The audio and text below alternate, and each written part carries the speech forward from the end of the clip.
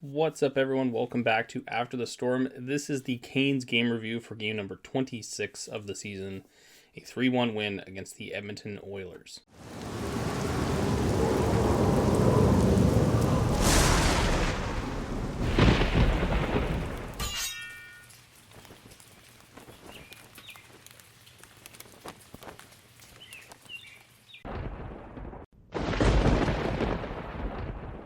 An intro in this game, Frederik Andersen back in the net for Carolina. He would be a big part of this game. And at the other end, a guy who wasn't so shabby himself, rather, Mikko Koskinen. Koskinen, of course, not coming in with great numbers in the season, has 12 wins, I think it was, but his save percentage is just barely around the league average mark, and he's allowing about over 3 goals per game coming to the game. So he played very well in this one, though. Still no Pesce or D'Angelo for the Carolina Hurricanes in this one. I don't think they even came on the road trip due to the COVID protocols. So it looks like Carolina, who is now 3 games through this 5-game road trip, are just going to have to deal with still running Chatfield. Former players going against each other. Ethan Bear back in Edmonton, a very welcoming reception to him, a very big fan favorite in the Edmonton Oilers fan base. I've talked to Edmonton fans. They love the guy. They're very upset with the trade. I would say most Oilers fans, though, are pretty happy with Warren Foegele. It's kind of clear that Carolina got the better end of this trade. And the Canes are going up here against McDavid and Draisaitl, the two-headed beast. I thought McDavid had a fantastic night on the other side. Draisaitl didn't have such a great night. Kicking off the first period again, this was probably one of the weirdest games that I've done notes on when I'm, writing for these games. If you don't know, I have a little notebook and I write down stuff as the game goes along, so I know what talking points I want to hit during the game, or during these rather. And this one was weird how it was very bunched up. All the action would seem to come at one time and last for 3 or 4 minutes, and that'd be the only stuff I wrote. So kicking off the first penalty in the game, Zach Kassian hits Andrei Svechnikov from behind, sending Carolina to the power play. Teravainen had a chance right off the draw on the power play, but Koskinen made a nice save. And then Sebastian Aho gets a rebound off of his own chance backhander. I think it kind of slides up off the stick, or up off the pad and up through the net. Nevertheless, a very tight end. I think they showed on the broadcast for Sportsnet or CBC in this one that Aho has scored 5 or 6 goals against the Edmonton Oilers in the past few seasons, and they're all kind of like this. A player who is learning how to drive the net and be a very good net front presence. I think arguably he should maybe take the net front on the power plays very soon, but it works here. He gets a nice chance, buries it, 1-0 Carolina. Brady Shea would make a nice block on a Connor McDavid chance. Again, McDavid, for the first half of this game, kind of shut down a little bit, but man, he would get his chances. Svechnikov taking a sharp angled no-look shot. It actually looks like it hits Koskinen's lower pad as he's kind of in the reverse VH position, and it hits the post. Nearly a 2-0 lead early on for Carolina. Then Frederik Andersen really showed his presence in this one. A big stop off of Jesse Puljujarvi, and then another one just seconds later off of a Connor McDavid one-timer directly in the slot. And he'd continue another chance off McDavid and Lagesson that he stops in the final minute. That's how the first period would end. 1-0 Carolina as we head into the second period. Opening up the second period, Svechnikov really started. I think we saw it a lot earlier in the season. He's tried it since, but he hasn't had so much luck with it. But he's getting it back now. That power forward, hold the puck to your right side, really use your body, use your skating, driving the net. He did it a few times in this game. Here, he gets a chance. Fost gets a rebound, but Koskinen makes a couple big stops. And just after I wrote in the book here, Koskinen solid for the Oilers. He was making a very good handful of saves. A one-on-one play, Nino Niederreiter coming down with Evan Bouchard, and it looks like Nino just looks off, sees nobody's with him. All right, I guess I'll take a shot. Rips it through. Koskinen gets a piece of it. Certainly one he'd like back, but it's in the net. 2-0 Carolina. Bouchard would end up tripping up Seth Jarvis, sending Carolina back to the power play. Not a whole lot would happen on this one for the Canes. Edmonton kills it off with ease. A little while later, after the killed off penalty, Ryan Nugent-Hopkins off the bench kind of catches, well, he ended up The only player on Carolina who I thought had a bad game in this one is Seth Jarvis, and we'll get to him a little bit later. But a tough play on this one where Jarvis just kind of loses where he's covering. He doesn't know if he wants to go for a change or if he wants to stay on, and he kind of has that split second of in no man's land where he doesn't help anybody. Nugent Hopkins comes off the bench, receives a pass. He kind of has a step on Brendan Smith and easily sniped this one past Frederik Andersen. Ryan Nugent Hopkins, of course, a great player in this league. He's going to score those more often than not. Mikko Koskinen would make a huge stop on Stephen Lawrence later on and toward the end of the period. A kind of a Connor McDavid-esque play it looked like Lawrence was going for here, where he just kind of dekes and then pulls it back to his forehand, tries to rip it over the pad, but Koskinen right there with him. And that's how we'd end the second period. Carolina takes a 2-1 lead into the third. Then the first of two penalties in the third period that Brady Shea would take comes up against Ryan Nugent-Hopkins, sending Edmonton's lethal 32% efficient power play to the man advantage. And again, this is where the Canes really didn't want to be. They've done a really good job through the first two periods of staying out of the box. It is inevitable you're going to probably take a penalty or two against any team in this league. Solid game by those guys last night just to ensure they didn't give the Oilers that option of sitting on the power play and just using Draisaitl and McDavid. Freddie solid on the penalty kill here. Carolina kills it off very easily. Few chances here and there, some misses, but Freddie really came out to play in the third period, and it showed. And just after Shea comes out of the box for the Nugent Hopkins call, a little while later, trips up McDavid, sending sending Edmonton back to the power play. So again, giving them another chance to get themselves back into this game. Best chance of the power play for the Oilers. Zach Hyman in front, the former Toronto Maple Leaf. Wide open net, misses it somehow, some way, just missed it.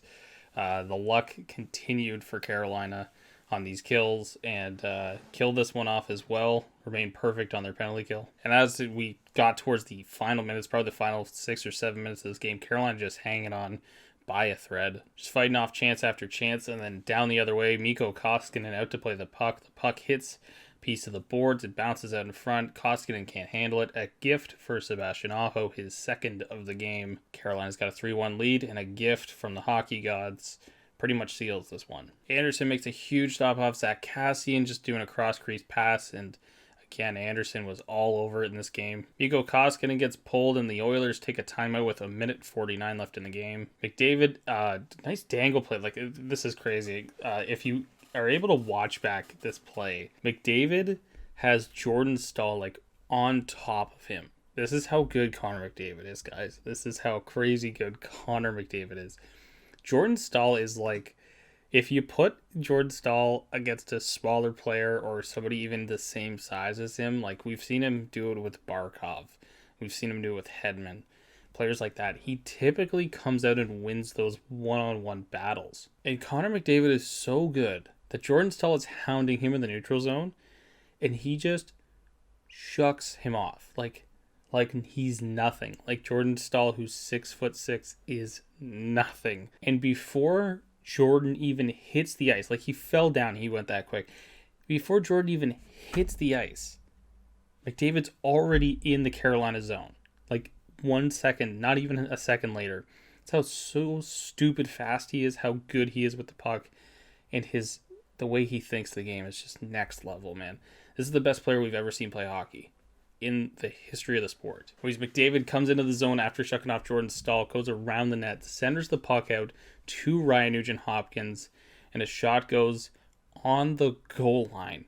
Again, this has happened twice in as many games, almost. I think it happened against Calgary, or at least it happened against Winnipeg. Puck right along the goal line. Freddie makes the stop, keeping the game with a two-goal lead, 3-1. Freddie makes another huge save as he sprawled out with the glove just in a mad scramble. Nurse would have a rebound that misses, and Connor McDavid ends up with another chance. He just shoots the puck like Cody Ceci in the bubble playoffs, 40 feet wide. But that would do it. Time would run out. 3-1 win for Carolina. They improved to 3-0 on this road trip through Western Canada. They played the Vancouver Canucks Sunday night. Another late night game, but again, a Vancouver team that's surging a little bit. We'll get into them here in a minute, just after the player analysis, just to preview that game. But a team that is surging a little bit. But here, a very good 3-1 win against a top team.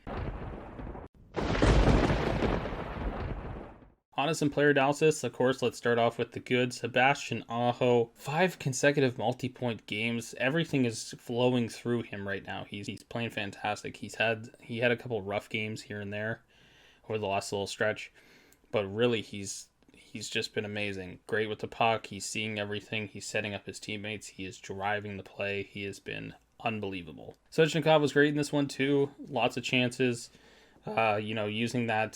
Using his body like a power forward, just building, getting more consistent. He's just developing still. That's what the crazy part about Andrei Svechnikov is he's developing into a better player every day. He's getting better. So can't wait to see what the finished product is, and we have 8 more years to watch him. 8 more years at least, I should say. It's not just 8 years, but yeah.